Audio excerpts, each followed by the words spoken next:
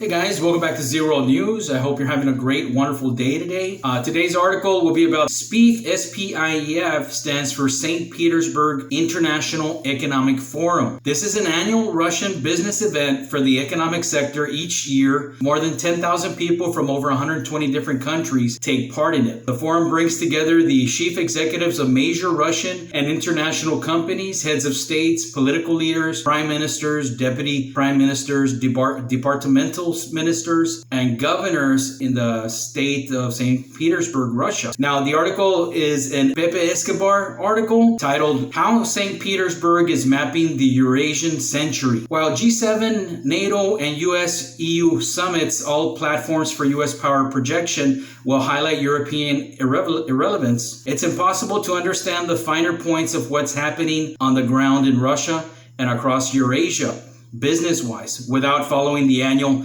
St. Petersburg International Economic Forum, or Spief. So let's cut to the chase and offer a few choice examples of what is discussed on top panels. The Russian Far East. Here's a discussion on the largely successful strategies boasting productive investments in industry and infrastructure across the Russian Far East. Manufacturing in Russia grew by 12.2% between 2015 and 2020. In the Far East, it was almost double, 23.1%. And from 2018 to 2020, per capita investments in fixed capital was 40% higher than the national average. The next steps center on improving infrastructure, opening global markets to Russian companies, and most of all, finding the necessary funds, i.e. China, South Korea, for advanced tech. The Shanghai Cooperation Organization, or SCO, as I've been seeing for myself in previous editions of the forum, there's nothing remotely similar in the West in terms of seriously discussing an organization like the SCO,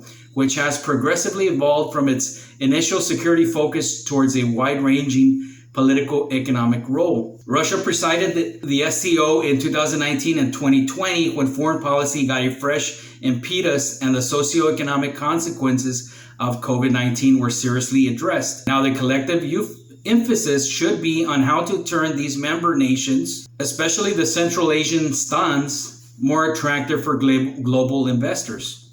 Panelists include former SCO Secretary General Rashid Alimov and the current one, Vladimir Norov. Eurasian Partnership. Now, this discussion involves what should be one of the key nodes of the Eurasian century, the International North-South Transportation Corridor. An important historical precedent applied, the 8th and 9th century Volga trade route that connected Western Europe to Persia and could now be extended in a variation of the maritime Silk Road, all the way to ports of India. That raises a number of questions ranging from the development of trade and technology to the harmonic implementations of digital platforms. Here, one finds panelists from Russia, India, Iran, Kazakhstan, and Azerbaijan. The Greater Eurasian Partnership. Greater Eurasia is the overarching Russian concept applied to the consolidation of the Eurasian century. This discussion is largely focused on big tech, including full digitalization, automated managed systems, and green growth. The question is how a radical tech transition could work for pan-Eurasian interests. And that's where the Russian-led Eurasian Economic Union, or EAEU, comes in. How the EAEU drives for a greater Eurasian partnership should work. Panelists include the chairman of the board of the Eurasian Economic Commission, Mikhail Myasnikovich, and a relic from the Yeltsin past, Anatoly Chubayev, who is now Putin's special representative for relations with international organizations to achieve sustainable developmental goals. Arguably the most eye-catching panel on Spief was on the post-COVID-19 new normal or abnormal and how economics will be reshaped. An important subsection is how Russia can possibly capitalize on it. In terms of the productive growth, that was a unique opportunity to see IMF Managing Director Kristalina Georgieva, Russian Central Bank Governor Elvira Nabiullina, and Russian Minister of Finance Anton Selyonov debating on the same table. It was Selyonov who in fact commanded all the Spief-related headlines when he announced that Russia will totally ditch the US dollar in the structure of the National Wealth Fund, the de facto Russian sovereign wealth fund, as well as reduce the share of the British pound. Now, the National Wealth Fund will have more euros and yuan, more gold, and the yen's share remains stable. This ongoing de-dollarization process has been more than predictable. In May, for the first time, less than 50% of Russian exports were denominated in US dollars. Silanov explained that the sales of the roughly 119 billion in liquid assets will go through the Russian central bank and not through financial markets. In practice, that will be a simple technical transfer of euros to the NWF. The central bank, after all, has been steadily getting rid of the US dollars for years now.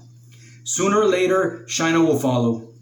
In parallel, some nations across Eurasia, in an extremely discreet manner, are also bypassing what is de facto the currency of a debt-based economy to the tune of tens of trillions of dollars, as Michael Hudson has been explaining in detail. Now, not to mention that transaction, US dollars exposes whole nations to an extraterritorial, extraordinary judicial machine. On the all-important Chinese-Russian front, permeating all the discussions at Spief is the fact that a pool of Chinese technical know-how and Russian energy is more than able to solidify a massive pan-Eurasian market capable of dwarfing the West. History tells us that in 1400, India and China were responsible for half of the world's GDP. As the West wallows in a self-induced Build Back Better collapse, the Eurasian caravan seems unstoppable. But then there are those pesky US sanctions. The Valda Discussion Club session dug deeper into the hysteria. Sanctions serving a political agenda are threatening vast swaths of the world economic and financial infrastructure. So we're back once again to the inescapable syndrome of the weaponized US dollar, deployed against India buying Iranian oil and Russian military hardware, or against Chinese tech companies. Panelists, including Russian Deputy Finance Minister Vladimir Kolchev and the UN Special Rapporteur on the negative impact of the unilateral cohesive measures on the enjoyment of human rights, Elena Dohan, debated the inevitable new escalation of anti-Russian sanctions.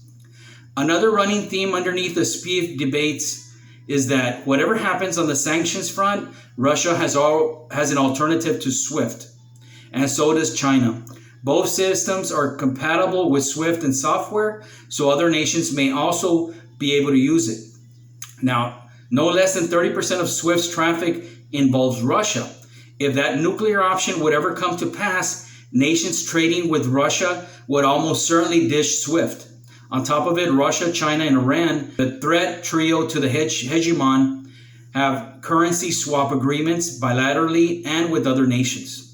Spief this year has taken place only a few days before the G7, NATO, and US-EU summits, which will graphically highlight European geopolitical irrelevancy reduced to the status of a platform for US power projection, and taking place less than 2 weeks before the Putin-Biden summit in Geneva.